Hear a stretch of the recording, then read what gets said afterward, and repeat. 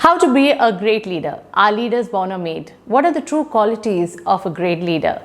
What are the traits that you find across great leaders? How do great leaders think? There are so many questions that pop up in our heads when we think about leadership. I seek to find answers and share it with you through this video. Welcome everybody to my YouTube channel. For all of you who are new to the channel, I am Dhanya Verma. I'm a talk show host based out of Kochi, Kerala. I believe that we all have the potential for growth and we need to seek ways and means by which we can improve upon ourselves. So all the videos on this channel are aimed at personal growth and self-development. Do check out the other videos on the channel, and if you like them, please do subscribe to my channel and hit that bell notification so that every time I upload a video, you're able to catch it very soon, immediately rather. Are people born leaders or can leadership be taught? Essentially, that's a question that arises in our minds when we think about leaders, great leaders like Mahatma Gandhi and Abraham Lincoln, who inspired millions to follow their path. Yes, some of them are true leaders, they're just born that way. Of course, there might be, certain shortcomings, but they have been able to rise above the ordinary. But for most of us, it isn't all that organic. It happens when we suddenly land a promotion or when we are expected to take charge of new responsibilities. And then we realize that we weren't prepared for it at all. And we learn through trial and error. That's what happened to most of us, right? So now let's just look at it as the saying goes, Rome wasn't built in a day. Let's look at it as a set of skill sets that we need to slowly acquire over a period of time so that when there is an opportunity and when there is a challenge thrown our way, we are better prepared to handle it. Think of this as a curve. At the top of the curve are those people who are those born leaders. They have the charisma, the personality, the intelligence, everything put together. And at the bottom of the curve, the baseline, are those people who simply do not have the will or the motivation that is required of a great leader. But in the middle part are people like you and me who understand that we have certain qualities, we do have certain shortcomings as well, but we are willing to work on ourselves, to improve upon ourselves, to take on the challenges or the roles or responsibilities that is required of a true leader. So leadership isn't essentially one skill, but it has like a huge number of skills attached to it, which we need to have in order to be an effective leader. So let's approach the subject by asking ourselves a few pertinent questions.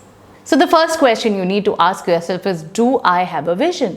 Now, everybody talks about vision, but we do not really get what a vision is all about, right? A vision is a goal. It's a set goal, but it will earn long-term dividends, not just for the leader, but for everybody who is involved on the team. Now, there is a difference between vision and personal ambition.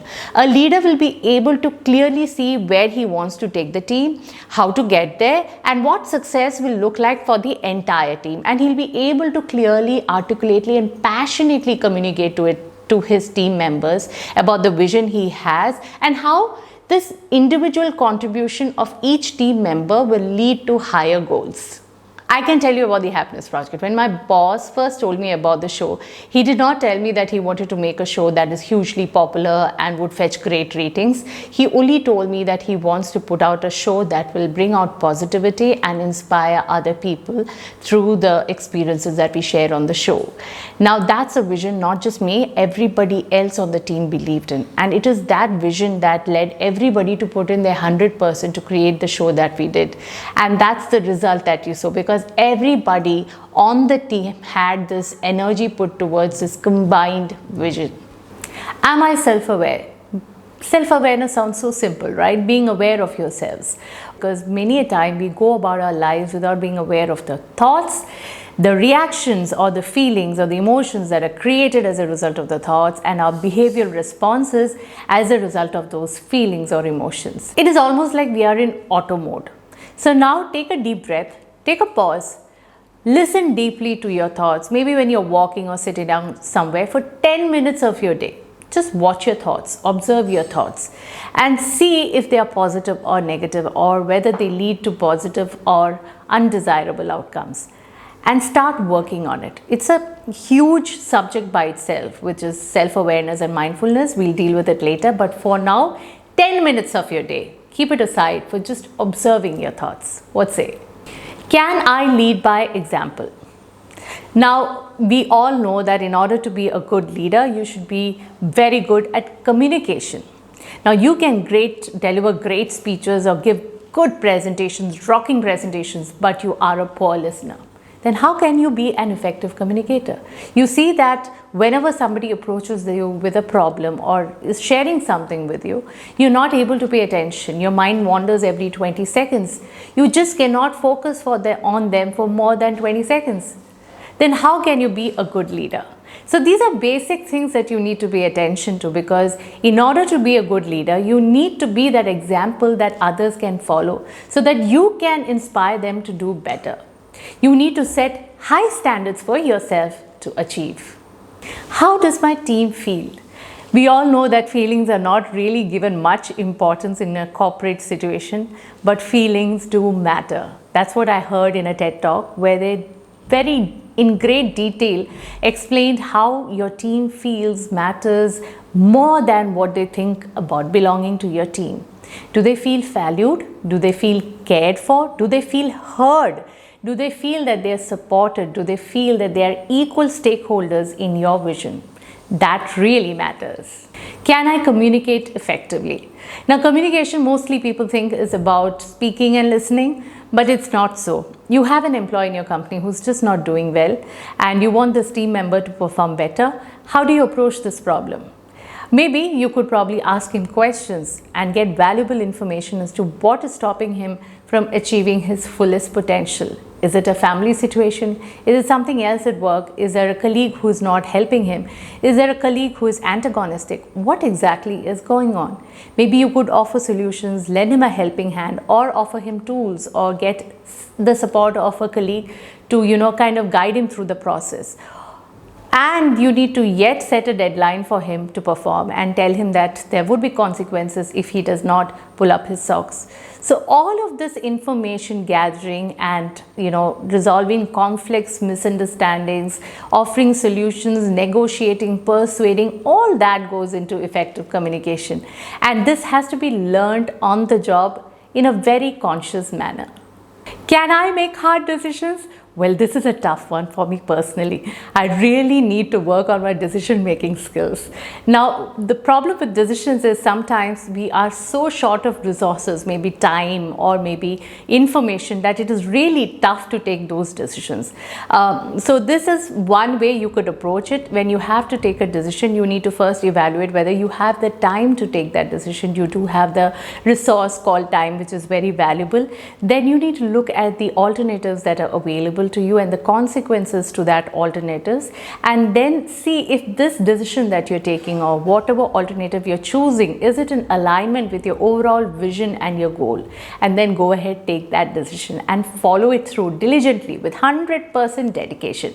Sometimes decisions might go wrong. Don't worry, these failures will happen at some point or another. Just fear of failure should not stop you from taking that decision. But remember, never pass on the responsibility of a bad decision to any of your team member. That is going to bring down the morale of the entire team. And how? Am I able to empower others? Am I able to celebrate someone else's success, even if that person is a rival or could be a potential rival at a later point in time? Great job, wonderful, congratulations, absolutely appreciate your effort. All this should be a part of your lingo. In fact, every person on your team should feel that whatever they bring to the table is valued and appreciated and is meaningful. That's when you get to see better results. Am I a people's person? Now, that's not a very easy job, because you need to be highly emotionally intelligent to handle different kinds of people. Some people can do it organically, while some people will have to work on those skills. You need to be able to spot the right talent, hire the right talent for the job, arm them with skills and tools that is necessary for them to perform better, and then guide, supervise, delegate, motivate them, and sometimes give feedback, sometimes critical as well. All these requires a lot of juggling, but these are things that you can slowly but steadily work upon and improve over a period of time. So wrapping up, it is actually very easy to spot leaders. Look around in your family circles or in your friends groups. You will find those people who like to organize things, who like to get people together, who like to solve problems, or maybe, they're excited about new things. These are people who have those essential leadership traits. And if you're one of them, then great. It's going to be a wonderful ride for you. Now, thank you so much for watching. And if you like the content on this video and you like the information that I put out there for you, do remember to hit that like, that thumbs up, and also share it with your friends and family.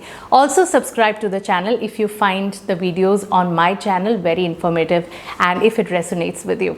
Now take care of yourself, stay safe and stay healthy. I'll be back with a new video very soon, I promise.